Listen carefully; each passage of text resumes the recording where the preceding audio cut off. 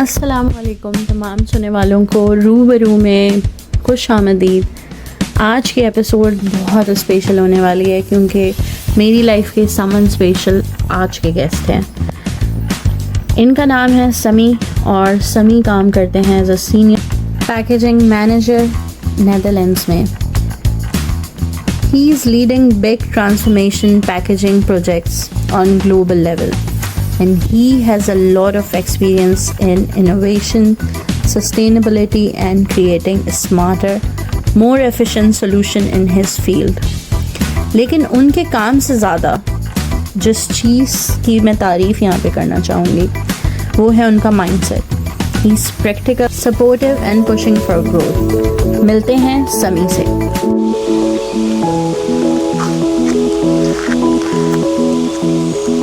Hello रूबरू, मैं हूं समी और आज मैं हूं आपके रूबरू।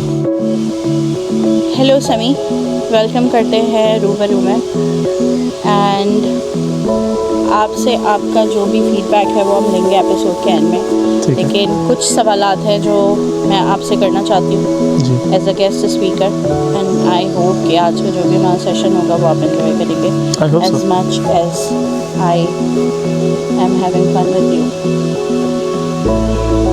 What kind of child were you growing up? आप बहुत क्वाइट थे, मिस्टीवियस रहते थे या फिर आप उस तरह के बच्चे थे जो सबका सर दर्द होता है? आई थिंक मैं मिस्टीवियस था और मोस्टली जो है मैं एक्टिव रहता था। I want to go out, play a lot with my friends, but I was mischievous I think. जी समी, तो मेरा अगला सवाल आपसे ये है कि were you the obedient child or the one always testing everyone's patience? I think testing everyone's patience. But why? क्योंकि मैं mischievous था, फिर I was doing things on my own क्योंकि मैं बचपन से नानी के पास रहा तो मैं कोई ज़्यादा ओपन नहीं था और कोई इतना आई थिंक इतना इमोशनली भी ओपन नहीं था और सो मोस्टली मैं चीज़ें खुद कर रहा होता था। फैमिली क्या कर रहा है, क्यों कर रहा है, किस लिए कर रहा है, so they didn't knew the background and I was always with my friends and doing things outside, so I think I was testing the patience. I want to ask you, what's one childhood memory you wish you could relive? काफ़ी deep सवाल है। I think I would love to relive the moments with my father, specially when he bought his first car. Yeah. So that was really nice and happy moment in the family. Yeah. जब वो गाड़ी खरीद के लेकर आया ना, everyone was so surprised because हमें नहीं पता था कि वो गाड़ी लेने गए हैं। Yeah. और वो सरप्राइजिंगली लेकर आ गए थे। That was a big achievement for you and for your father as well. I think yes. For my father, first car and being belong to a middle class family, that was something really great. I would say. That's great to know. Next हमारा सवाल आपसे है, Who were you closest to you in your family जब आप बड़े हो रहे थे और आपको क्यों लगता है कि आप क्यों क्लोज थे उनके? Well, I would say to my grandmother, नानी मेरी। Yes. क्योंकि मैं बचपन से अपनी नानी के साथ रहा तो उन्हीं के पास पला बड़ा, उन्होंने मेरा बहुत ख्याल रखा और तो मैं उनके ज़्यादा क्लोज रहा अपने when I was growing up. Nice. मुझे तो बहुत मज़ा आ रहा है आपके साथ ये इंटरव्यू कंडक्ट करते हुए, बट आई होप कि आपको भी उतना ही मज़ा आ रहा होगा इस पॉडकास्ट की इस एपिसोड को रिकॉर्ड करते हुए। बट मेरा अगला सवाल आपसे जो है वो ये है कि आपकी कोई एक ऐसी आदत जो कि बचपन से आपके साथ है, like one habit from your childhood that you still have today.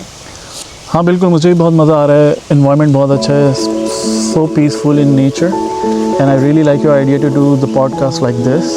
Yes. And एक आदत जो बचपन से आई थिंक लेट गो करने वाली, मैं चीज़ों को लेट गो कर देता हूँ जो मुझे लगता है कि यार ये इट्स गेटिंग टू मच और कोई हासिल नहीं है उस चीज़ का या उस चीज़ के पीछे पड़े रहने का या उसको लिंगर ऑन करने का, तो I easily let go things. I think as your partner I vouch for it कि ये चीज़ तो आपके अंदर है कि आप लेट गो कर देते हैं इसी से, लेकिन मैं नहीं कर पाती। I don't know why, but let's moving forward.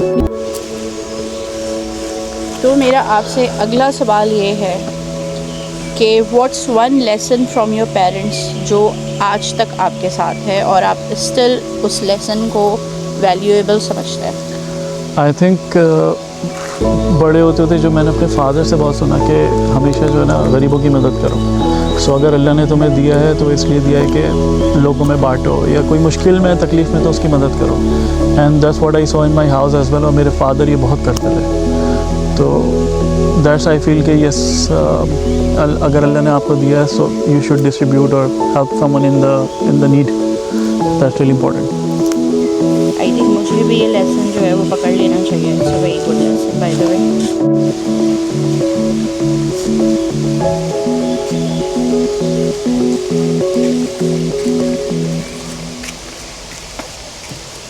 जब आप बड़े हो रहे थे तब घर आपके लिए क्या था? What did it feel like you, like your home? Well, I think मेरे पास बहुत ज़्यादा मेमोरीज़ नहीं है इस चीज़ की, क्योंकि मैं अकेला रहा, एक अकेला लड़का। आई वॉज रियली यंग, और ग्रैंड पेरेंट्स के साथ रहना इन अ बिग हाउस। तो मुझे ऐसा लगता है कि जो मेरा बचपन है उसमें for me the home was like quietness और खामोशी and you being just alone.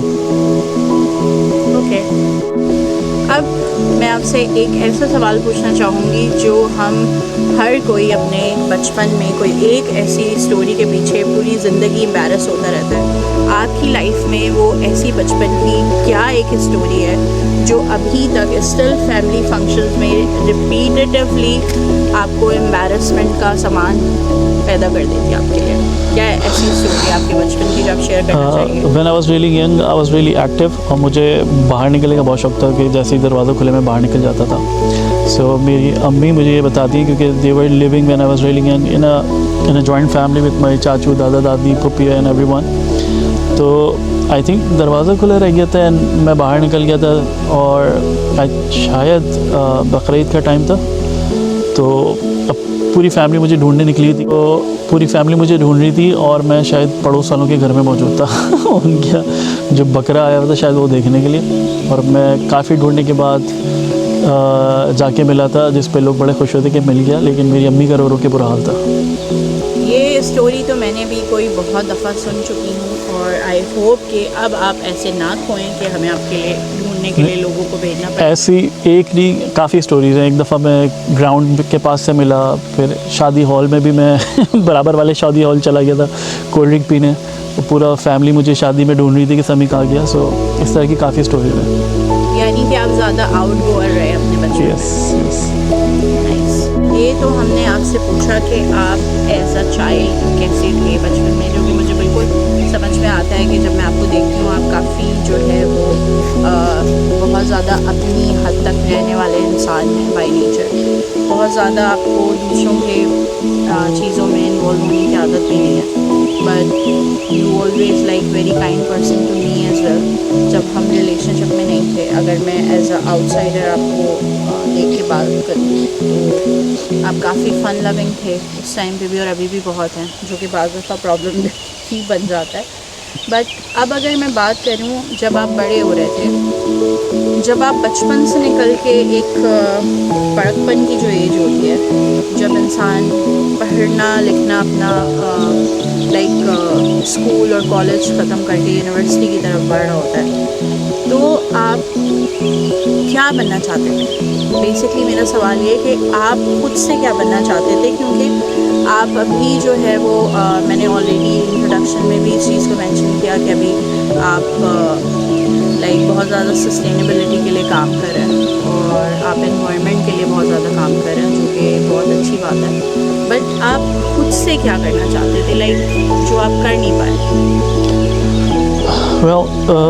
जब मैं छोटे से बड़ा हुआ तो मुझे जहाज़ बहुत पसंद थे, स्पेशली एरोप्लेन्स और फाइटर जेट्स। ये आई was really crazy for them. जब भी कोई फाइटर जेट गुजर रहा होता था इट वाज अ फैसिनेशन, क्योंकि इतनी लाउड आवाज़ आ रही होती तो मैं बाहर जाके देखता था। तो I was like one day I want to fly this, और देन उस वक्त शौक़ पैदा हुआ कि यार बड़े होके पायलट बनना चाहिए। So that was my first you can say कि यार ये मेरी पहली ख्वाहिश ये थी कि मैं बड़े होके ये बनूँ। बट लाइफ आपको डिफरेंट तरीके से डिफरेंट जगहों पे ले जाती है, आपने कुछ सोचा होता है और होता कुछ है। और मेरी फैमिली में जो मेरे बड़े थे, मेरे मामू वगैरह, वो उनका जो सक्सेस रूट था, क्योंकि मैं नानी के पास रहा, तो उनका ये होता था कि जिस तरह से वो सक्सेसफुल हैं तो तुम भी इंजीनियर बनो और सक्सेसफुल हो। उनको ये लगता था कि engineering route is a success route. जो सही भी था। हाँ, आई थिंक आपके लिए आपके इस मैप डे ने आपको सेव भी किया। आप माशाल्लाह से अल्हम्दुलिल्लाह आपका नाम है आपकी फील्ड में, तो आई थिंक उनकी ये सोच भी सही थी आपको लेके। Indeed. स्टिल आप रिग्रेट करते हैं? नहीं, नो आई डोंट रिग्रेट। सो वो बात बिल्कुल ठीक है, लेकिन जो अल्लाह ताला प्लान करता है आपके लिए सबसे बेहतरीन प्लान कर रहा होता है। और मैं कुछ प्लान कर रहा था, अल्लाह ने कुछ और प्लान किया। ज़रूरी नहीं कि सिर्फ इंजीनियरिंग ही सक्सेस रूट है, बट आई थिंक मेरे लिए, मेरे हक़ में ये सबसे बेहतरीन था। मेरा अगला सवाल आपसे ये है कि जैसे कि हम सब जानते हैं कि आपने अपना जो बैचलर्स है वो एनडी यूनिवर्सिटी से किया है, और ये सारी चीज़ें मैं ऑलरेडी इंट्रोडक्शन में शेयर भी कर चुकी हूँ कि आप क्या फील्ड जो है वो आपके पास थी और आपने बैचलर्स किस फील्ड में किया। But what was your first reaction जब आपका दाखिला जो है एनडी यूनिवर्सिटी में हुआ, या किसी और यूनिवर्सिटी में भी होता अगर, तो आपको क्या मतलब, like I want to know about your first reaction when you got admission in NID. या back in the days NID still बहुत बड़ा नाम है, और वो क्योंकि फैमिली में मेरे जो अंकल्स वगैरह थे सब ने एनडी से पढ़ा, सो एवरीवन वाज लाइक यार एनडी जो है ना वो सक्सेस यूनिवर्सिटी है। तो मुझे बचपन से ये बताया कि एनडी में जाना है, बड़ो के एनडी में जाना है। सो जब मैंने वो अचीव कर लिया, मैं एनडी में पहुंच गया और सक्सेसफुल हो गया, तो एक खुशी भी थी, सरप्राइज़ भी था, और एक ये था कि यार जिस चीज़ के लिए मैं इतने सालों से मेहनत कर रहा था कि I achieved it. So it was something, you know, first milestone, you can say, big milestone in your life. But like, were you excited or were you? Oh, I was excited. I was excited कि how will be the university life. बहुत सुना उसके बारे में. So and now I am big enough or I have grown enough और अब मैं university में आ गया हूँ. So after this professional life will start. So मेरा अगला सवाल आपसे ये है कि जब आप यूनिवर्सिटी में आप लाइक आपका एडमिशन हो गया and then you started studying there, एक क्या स्ट्रगल है ऐसी जो आप सबको शेयर करना चाहेंगे, सबको बताना चाहेंगे कि क्या स्ट्रगल होती है जब कोई बच्चा यूनिवर्सिटी में एंटर होता है? आई थिंक जो एजुकेशन सिस्टम से, जो गवर्नमेंट का एजुकेशन सिस्टम है, आप उससे पढ़ कर आ रहे होते हैं, private school and then college, university से एक काफ़ी ऊपर की स्टडी होती है, हाई जंप होता है। And I think you are not usually, और जो सिस्टम है पाकिस्तान में इवेंचुअली और अनफॉर्चुनेटली वो आपको इस तरह से प्रिपेयर नहीं कर रहा होता है। और जब आप वहाँ पहुँचते तो एक साथ काफ़ी टू मच हो जाता है कि यार ये चीज़ें तो हमने नहीं पढ़ी थी पहले, या इसके लिए इतना बेस आपकी इतनी स्ट्रॉन्ग नहीं होती है। अनफॉर्चुनेटली हमारा एकेडमिक थोड़ा बिल्कुल, तो आप इतना रेडी नहीं होते। सो आपको काफ़ी एफर्ट्स डालनी पड़ती हैं, और जो लोग जिन समझ रहे होते हैं उनसे आपको क्लासेस लेनी पड़ती हैं, उनके साथ बैठना पड़ता है, अंडरस्टैंडिंग करनी पड़ती है, उससे रिसर्च करनी पड़ती है। एंड देन उसके साथ साथ आपके पास ये भी रिस्पॉन्सिबिलिटी थी कि you don't want to be burden on your parents as well. So आपको अपना ख़र्चा खुद निकालना है, ट्यूशन्स देनी है, सारी चीज़ें। सो इट्स मुझे लगता है कि बच्चा बहुत जल्दी बड़ा हो जाता है, उस पर काफ़ी सारी रिस्पॉन्सिबिलिटी आ जाती है, and nobody prepares you for that. तो अनटिलनेस आप बहुत ही इस तरह के फैमिली में हैं जहाँ हर चीज़ का आपका ख्याल रखा जा रहा है। तो अगला सवाल आपसे ये है मेरा रूबरू में कि ऐसा कौन सा टीचर या मेंटर अगर आप कहना चाहें जिसने आपको बहुत इन्फ्लुएंस किया और जिसने हेल्प किया आपको शेप करने में आज जो हैं आप?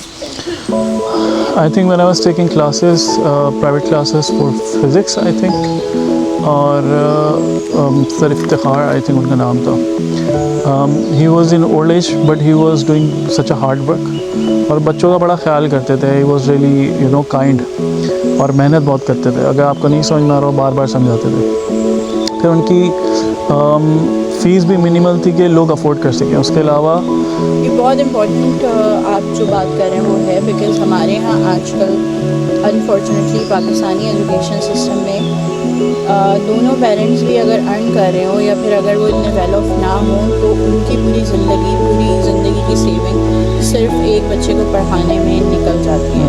That is very sad part of our society. And उनकी जो एक बात मुझे बहुत अच्छी लगती थी ना, वो ये कि वो कहते थे कि जब ऊपर वाले से मांगो तो खुल के मांगो, तुम इतना से क्यों मांगते हो क्या मुझे पास कर दे, या फिर आप इवन कोई मुश्किल में भी कोई तकलीफ़ में कुछ ऊपर वाले से मांग रहे हैं तो सिर्फ ज़रूरत का क्यों मांग रहे हैं, उसके पास तो कोई लिमिट नहीं है ना मांगने की, आप मांगिए, आप जितना मांग सकते हैं। आप फॉर एग्जांपल लाख क्यों मांग रहे हैं भाई, करोड़ों मांगो तो ऊपर वाला तुम्हें लाखों नहीं करोड़ों नहीं लेकिन अच्छा खासा देगा। सो मांगने में कभी भी कंजूसी ना करो ऊपर वाले से, ये बहुत एक अच्छा लेसन था उनका। Sir Iftikhar from your coaching centre was your influential personality जिसने आपको हेल्प किया शेप करने में।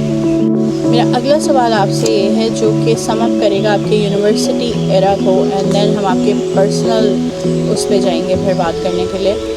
एक लाइफ लेसन क्या आपको यूनिवर्सिटी के दौर में मिला जो कि स्टिल आप कहते हैं कि बहुत वैल्यूएबल लेसन था वो? आई थिंक जब मैं यूनिवर्सिटी में था, it was one of the best times. I have my university friends still yet, and one of the best friends I got from my university. और मेरे स्कूल के दोस्त भी आज तक मेरे साथ हैं, मेरी यूनिवर्सिटी के दोस्त भी आज तक मेरे साथ हैं। But the life lesson I saw was enjoy your moments, enjoy the life, क्योंकि ये वक्त दोबारा नहीं आएगा। कुछ ऐसे भी बच्चे थे जो सिर्फ पढ़ने में तो बहुत सीरियस रहते थे, और मैं इस तरह था कि मैं एंजॉय भी करता था और पढ़ाई के वक्त पढ़ाई करता था, बट लाइफ को एंजॉय करता था।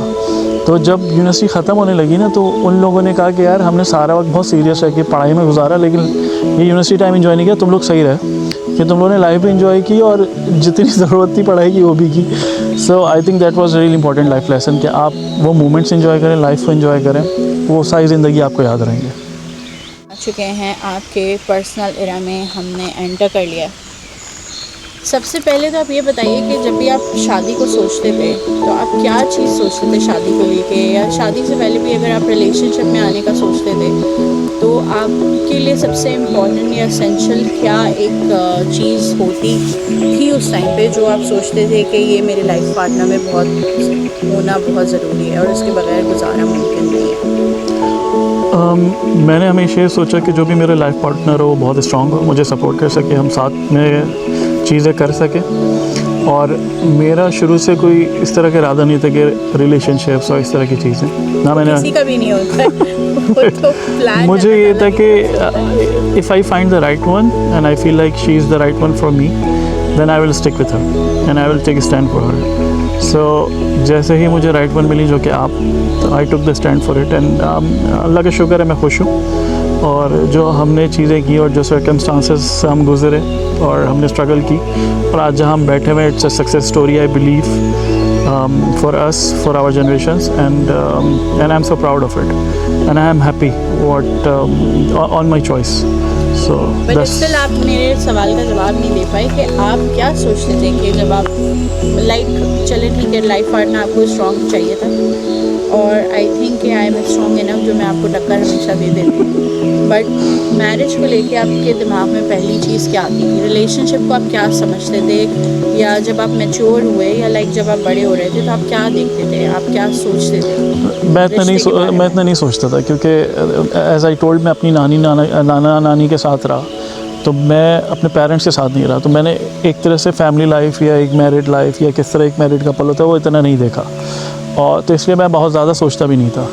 लेकिन जब बड़ा हुआ और जब आपकी बचपन एक लोनलीनेस से गुजरा होता है और आपको लोग चाहिए होते हैं, तो जब मैं बड़ा हुआ एंड जब मुझे सही पर्सन मिला और मुझे लगा कि यार इसके साथ लाइफ गुजारने में मज़ा आएगा, तो then I took the stand and then I thought कि शी इज़ द वन, और यही मेरे लिए सही भी रहा। सो मैंने ऐसा जितना कुछ नहीं सोचा था कि किस तरह का पार्टनर होना चाहिए, शादी की लाइफ कैसी होनी चाहिए, मैरिज लाइफ, क्योंकि everything has its ups and downs, nothing is a bed of roses. अगला सवाल इससे भी ज़्यादा ख़तरनाक होने वाला है, बिकॉज अब हम इंटेंसिटी की तरफ बढ़ रहे हैं, तो आपके बहुत सारे ऐसे जो है चीज़ें रिवील होंगी इस एपिसोड में जो आपको थोड़ा सा अच्छा आई थिंक अपने मेमोरीज़ को रिलिव करने का मौका मिल रहा है। आपके नज़दीक मेरा फ़र्स्ट इम्प्रेशन क्या था? What was my first impression to you? And आप आपको क्या लगा कि यही है बस? And I think when we had conversation और जब आपसे बात हुई तो मुझे लगा कि यार ये कितना बोलती है क्योंकि मैं खामोश इंसान था, मैं ज़्यादा बोलता नहीं था। और तो मुझे मज़ा आया बात करने में, यार कितना बोलती है, कितनी फ़नी है, कितनी बातें करती है, शी इज़ सो लाइवली। तो and understanding as well, so that's was the first impression. और आपको क्या बात से लगा कि बस अब यही है? The way you was taking care of me, so मुझे समझना, मेरी पर्सनैलिटी को समझना, मैं जिन चीज़ों से गुजरा या मेरे अंदर जो चीज़ें हैं उनको समझना और अंडरस्टैंडिंग होना, फिर मेरा ख्याल रखना, मेरी चीज़ों का ख्याल रखना। सो दैट्स मेड मी कि she is wife material. And what's one thing about marriage nobody prepares you for? Oh. It's not, So it's a list. yes, so yeah, you are alone in this, and all you have to do is by yourself. So बहुत सारी चीज़ें आती हैं, खुशी भी आती है, गम भी आती हैं, कामयाबी भी आती है, नाकामी भी आती है, अच्छा वक्त भी आता है, बुरा वक्त भी। हमने तो हार्डशिप बहुत ज़्यादा Yes, देखी है। तो all you have to do is believe in yourself and keep pushing. तो हाथ पैर नहीं छोड़ देने चाहिए, फुलाने नहीं चाहिए। बहुत जल्दी ये नहीं सोचना चाहिए कि नहीं हो रहा, नहीं चल रहा। No, you are stuck with me and keep just keep pushing, keep going and live daily. इंशाल्लाह। अब आप मुझे ये बताइए कि एक ऐसी क्या चीज़ है, डर है जो आपके अंदर, या फिर आपके एक होता है ना, एक फेयर होता है, एक सेंस ऑफ इनसिक्योरिटी होता है इंसान के अंदर, जो वो बहुत ज़्यादा खुल के नहीं बता पाता। जैसे कि मेरे लिए मेरे बच्चे मेरे पास होने चाहिए हमेशा। दिस इज़ माई फेयर, और you can say sense of insecurity कि अगर मैं कभी सोचती हूँ तो मैं ये बात ज़्यादा खुल के बता नहीं पाती। आपके लिए ये एक ऐसा फेयर या सेंस ऑफ इनसिक्योरिटी क्या है जो आपको लगता है कि आप बहुत ज़्यादा खुल के जिसके बारे में बात नहीं कर पाते? I think as a father, as a family man, आपको ये लग रहा होता है कि यार मैं अपनी फैमिली को प्रोवाइड कर पा रहा हूँ, उनका हर चीज़ का ख्याल रख पा रहा हूँ, उनका फ्यूचर सिक्योर कर पा रहा हूँ या नहीं कर पा रहा हूँ, इस चीज़ का आपको सेंस एक रहता है। और फिर इसके अलावा फिर अब जब आपके बच्चे बड़े हो रहे थे ना, देन यू स्टार्ट फीलिंग यार वो वक्त करीब आने वाला है when they will be on their own and they will leave the house just like the birds leave the nest. So वो एक चीज़ होती है कि यार ये वक्त भी आने वाला, ये वक्त आएगा, एंड देन फिर जो है वो वक्त भी आएगा कि you will be in old age and you have to leave everything behind. So it's a emotional roller coaster I would say and journey, but yeah अब ये चीज़ें फील होना शुरू हो गई हैं। आपकी लाइफ में इतना ज़्यादा बोरियत चल रही है, अब मैं आपकी लाइफ को थोड़ा सा एक्साइटिंग बनाती हूँ अपने अगले सवाल से, और वो ये है कि आपकी शादीशुदा ज़िंदगी में कौन सा टाइम पीरियड आपके लिए बहुत अनफॉरगेटेबल, या एक ऐसा आपका जो दौर था वो जो आपको कभी नहीं भूलेगा, हमेशा डराएगा? There are so many, but जो एक सबसे पहले जो जाहिर सी बात है, we did love marriage and we were from really different background, so it was a lot of challenge and pushbacks, was not easy. So yes, so when we got married was the first one, unforgettable. उसके अलावा when we started going to be successful, so एक job के बाद when you get promoted or go into another job और हालात बेहतर होने लगते हैं, चीज़ें अच्छी होने लगती हैं, and we were really excited to do things, तो वो बहुत अच्छा था। and third, when we both traveled to Sri Lanka together, so that was really nice. We had a really good time. I have still so many snippets from Sri Lanka tour. Yes. Might be I make a video and upload. Yes, so it was our first solo travel, so that was really nice. मुझे याद है मैं हमेशा कहता था Pakistan tour पे चलते हैं, and you used to say कि मैं फर्स्ट ट्रैवल अपना जो है इंटरनेशनली करूँगी, so and you did. So, yeah. एक चीज़ ऐसी जो ज़िंदगी ने आपको बहुत सख्त तरीके से सिखाई, और ऐसी सिखाई कि हमेशा आपको याद रहेगी, और आने वाली जनरेशन्स को आप यही लेसन हमेशा देंगे, वो एक ऐसा क्या लेसन है जो आप शेयर करना चाहें? I think life is a test. It's a roller coaster. आपके तो बहुत शदीद तरीन हो गया टेस्ट। और ईजी नहीं है लाइफ को बहुत अच्छे से गुजारना, and definitely it's a test. बहुत कम लोग होते होंगे, खुशकिस्मत लोग होते होंगे जिनकी लाइफ बहुत ही स्मूथ होती है और हर चीज़ बहुत ईजीली हो रही होती है। अनफॉर्चुनेटली मेरे साथ ऐसा रहा है कि कोई भी चीज़ एक दफ़ा भी नहीं मिली, and you have to struggle and do really hard work for it, but believe in yourself. Yes, so trust in yourself and keep pushing. I always was like यार मैं ये कर सकता हूँ, मैं अपने ऊपर ट्रस्ट, और मेरी अपनी एबिलिटीज़ क्या हैं, स्किल्स क्या हैं, सो उस पर कीप वर्किंग एंड अपने आप पर ट्रस्ट करना, हार नहीं मानना किसी भी सिचुएशन में और मेहनत करते रहना and then leave results to the almighty. So क्योंकि बहुत सारी चीज़ें आपके हाथ में नहीं होती है, आप कोशिश करते हैं बट वो नहीं होती, बट उस पर फिर रिग्रेट नहीं है। आई थिंक जो होता है वो फिर बेहतर के लिए होता है, क्योंकि बहुत दफ़ा ऐसा हुआ I wanted something which I didn't get, but after few time what I got was way better than that. Then you realize कि नहीं यार ये मेरे लिए चाहिए, ये मेरे लिए ज़्यादा बेहतर आपको था। वक्त के साथ बाद में समझ आती है कि जो बिल्कुल। चीज़ आपके हक में ज़्यादा बेहतर थी आपको वो मिली। अच्छा जनाब, मुझे आपसे ये पूछना है कि if our relationship had a title, what would it B?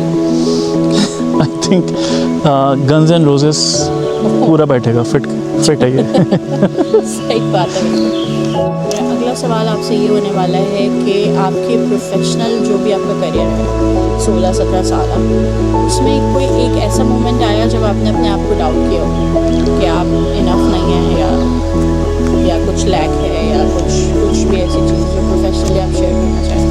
I think yes, in the start when I was doing my first job for 3 years I was working in the shifts. So उस वक्त मुझे होता था कि यार मैं किस किस्म की जॉब कर रहा हूँ 3 साल से, और दूसरे लोग सक्सेसफुल हो रहे हैं जो मेरे साथ के थे और मैं यहाँ फंसा हुआ हूँ शिफ्ट्स में और कोई फ्यूचर नज़र नहीं आ रहा था। यस, सो कोई फ्यूचर नज़र नहीं आ रहा था, तो at that time I was like struggling यार क्या करूँ, इस फील्ड को छोड़ के दूसरी फील्ड में जाऊँ, टीचिंग स्टार्ट कर दूँ, क्या करूँ। सो that was really difficult time, but then what I'm proud of was when I took a risk उस जॉब को चेंज करने के लिए, उस कहते हैं कि आप कुएं से बाहर निकलने के लिए। that was really big call क्योंकि आपको नहीं पता था कि वो काम करेगी नहीं करेगी। yes, but you take a risk. so take risk in your life where you feel कि यार and listen to your gut. so yes, I took the risk and I think वो रिस्क जो है वो मुझे शेप करता है आज मैं जहाँ खड़ा हूँ, जो मैंने अपनी लाइफ में अचीव किया है और जिधर मैं पहुँचा हूँ। अगला सवाल आपसे ये है कि what's one thing you think we do well as a couple?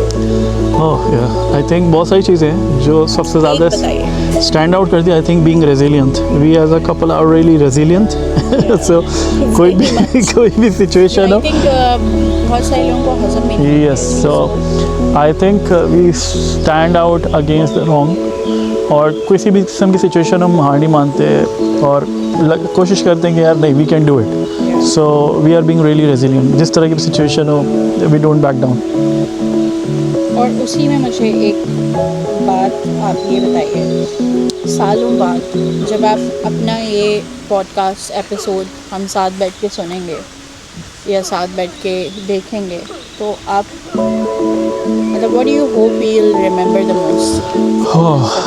I think I hope जब हम ये सुने तो हम और ज़्यादा आगे जा चुके हों, सक्सेस कवर कर चुके हों, आप जो करना चाह रही हैं, जो आपका मकसद है वो हम अच्छा खासा पूरा कर चुके हों, और जब हम देखें तो कि यार खुश रहें। हाँ, और जब हम ये देखेंगे हम याद करेंगे यार this is where we started doing what you like, and और सारी मेमोरीज़ जो भी हम बातें कर रहे हैं उनसे जुड़ी सारी चीज़ें, उसके पीछे मकसद क्या है और आगे हम क्या अचीव करना चाहते थे, तो ये सारी चीज़ें we will look back at it with I think with the smile.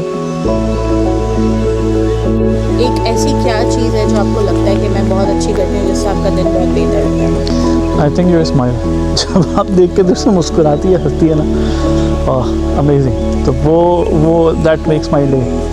And I think आपको मुस्कुराते रहना चाहिए, आपकी मुस्कुराहट बहुत अच्छी है।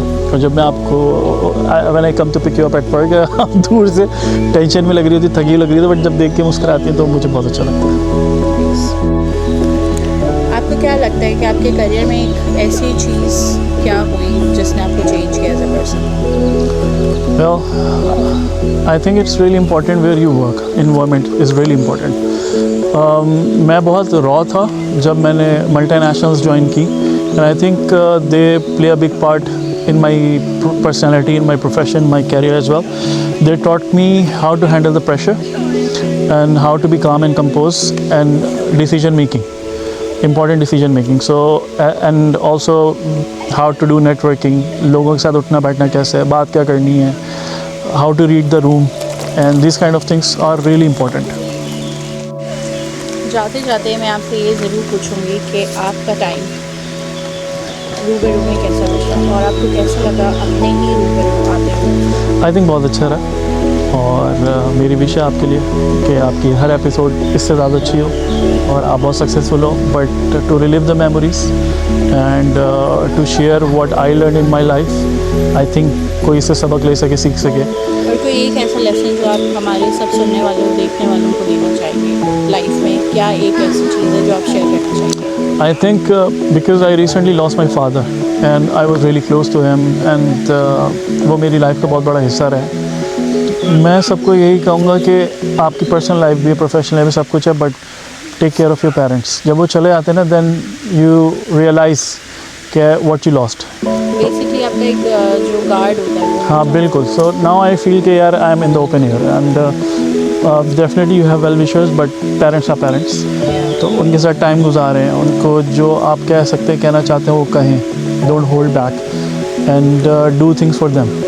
That's what we try to do as well for my father, कि उनको जो चीज़ें पसंद थी हम वो करें, उनको इंगेज रखें, उनको खुशी मिले उन चीज़ों से, बिकॉज वो सारी लाइफ पूरी स्ट्रगल करते हैं हमें कामयाब देखने के लिए। So and I am really happy that he was proud what he worked for and strive for. Me and my siblings are really successful today as well, so he was really proud of it. But also his grandchildren, so he was really close to his granddaughter and son. So उन्होंने बहुत अच्छा time गुजारा and I hope वो एक अच्छी जगह पे होंगे and definitely हम उनके लिए हर वक्त प्रे करते हैं और कोशिश भी कर रहे हैं कि उनको वहाँ आराम पहुँचे। So spend time with your parents, your family, and take care of your wife and kids.